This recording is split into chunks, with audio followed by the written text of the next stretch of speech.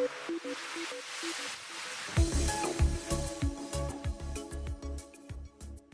there everyone, I'm Bruce Schwartz. Thanks for stopping by. If you were here yesterday and you saw the video I posted, this was the structuring that I was showing, as I always try to show everyone. This is a straight up shot before processing, meaning the colors, you can compare yesterday's footage with this live straight up shot and you'll see how it's changed from the way I've processed it. I've not changed any details at all on the surface. I'm showing that each of these different blurred sections are actually different colors. I worked on the surface structures that I showed you yesterday, guys, and further on in the video we're going to see the same photos clearer and closer, and more detail comes up. This amazing UFO that we see is a straight line. We have some kind of lights inside of it moving around.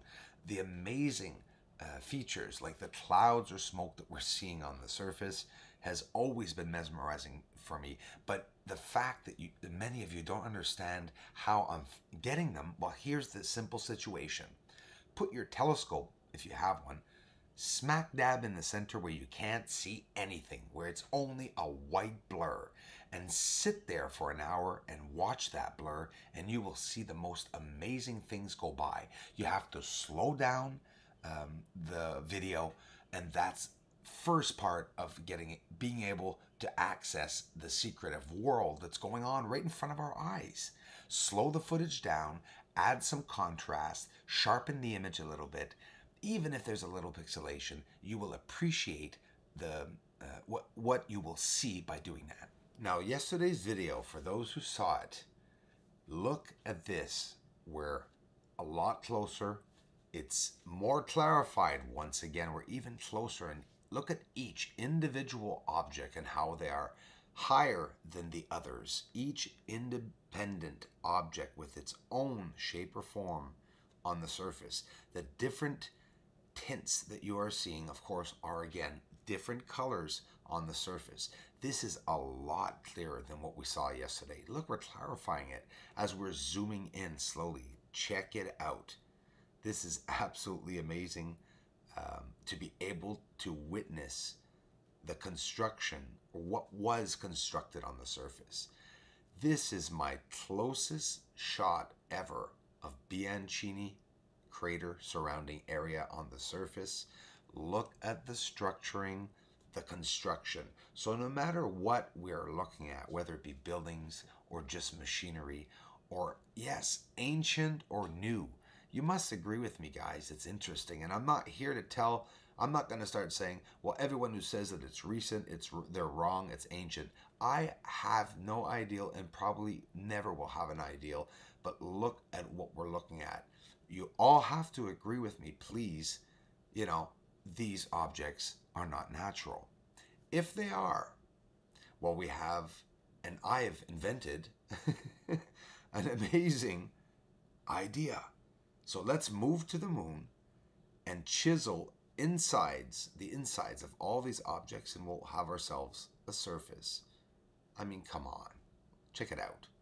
Again, the closest ever. Let's go back to this one that I've been looking just north of Plato Crater. Fascinates me. Right here, we see an object, and that object is overlaid by other objects, both underneath and on top, symmetrical platforms, etc., roads, corridors, to arrive to make this a perfect square. But they're so light that we're only seeing the accented and high and deeper objects inside of this situation. You understand what I'm trying to say? Therefore, giving us the idea that a crater is round and bumpy, when in reality, we're looking at straight, symmetrical, platformed areas, complex constructions. These types of UFOs that I'm going to show you right now are, so long me, not that close to the surface. Not at the moment that we're catching them anyways. We can see here that these shadows going by could be, you know, crafts. They look like watermelon seeds. Crafts that are between Earth and the moon, maybe closer to the moon, of course, but look at them. They would be huge, and they would cast very high shadows on the surface if they were down there. And again, when they go down under the cloud cover, I tend to think that no one would see them. But these objects do not have to go down under the cloud cover, but this is why we are seeing lights leaving these supposed crafts, whatever they may be, these UFOs, that possibly smaller vessels can go down to the surface and these motherships would remain more elevated and higher off, on their route by to fuel up at the sun. I mean, it's staggering imagining that this could all be real, isn't it? But I assure you, I really possibly believe that it is. It really possibly could be. And people think that I want to insinuate that aliens exist. I honestly couldn't care less because it doesn't change the way I have to live. It doesn't change the way the things I have to do and conquer and defeat here on Earth. Either way, they have their lives up there and we have our lives down here. I obviously do think that they would be a good kind and that both aliens and humans have probably interacted for the past thousands of years. Who knows? When we hear real stories online and on television and anywhere at all, in books, about people who've really seen UFOs, we often hear them talking about the UFOs being lopsided and that the wave field and energy fields looks like they're sort of hanging off of a string and uneven and wobbly. Well, you see, these are certain ways for them. That wobbling effect is the fact that they're not landing. They're coming close to land. They have to do a maneuver with the spacecraft. So it will sit there, but in reality, it will float or rock from left to right. And this is, again, maybe an older type of UFO. I don't know. This was from the 60s, but most interesting encounters came from the 60s from what I've heard of and from what I've seen online in my lifetime anyways. Now these objects, they oscillate and they waver through wave fields and they drive in ways that people would say like we'd break our necks, right? Driving around left and right, up and down this way. That is why most people will rule out the fact that these oscillating objects, uneven objects, are not just bugs. People will say, oh, it's bugs or it's this or it's that. But in reality, if you're zoomed out at so many thousands of millimeters and you're seeing an object go by, I assure you no bird's going to show up in this footage unless the only thing you'd see is probably a flicker, a descending light on a telescope. But it's, for example, the 14-inch telescope is so wide and the focal length too, and the intake of light is so vast that you'd need something big enough to block out the light in front of a telescope, especially being zoomed out. I recently found out something new about that craft, the supposed craft that I saw flying into the sun's corona. Imagine.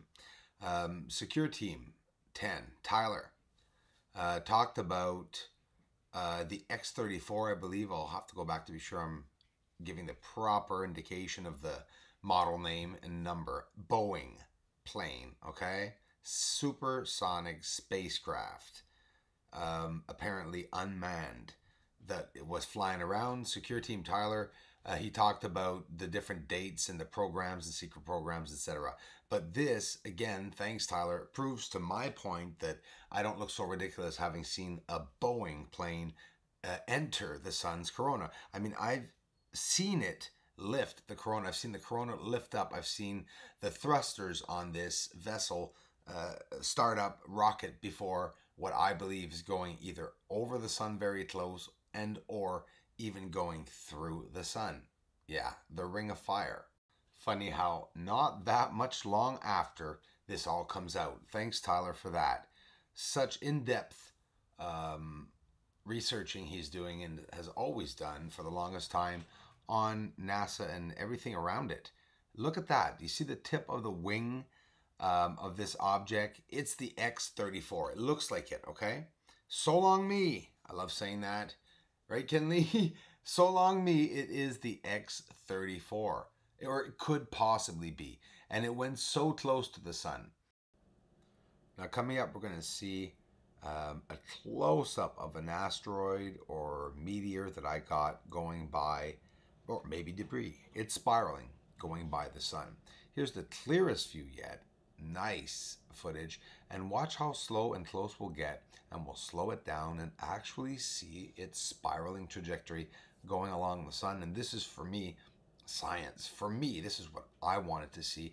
I wanted to see with my own eyes these objects flying by the sun to give you an idea of what, what it could be. Just let your imagination run free because it could be so many things. So check it out here as we're zooming in. Do you see how we're seeing it spiraling? I mean, these objects are whizzing by the sun, okay, day and night. And we're not catching them all, that's for sure. I bet you not even the highest technology is capturing them all. There's just too much to see out there. Thanks for the support, everyone. Welcome.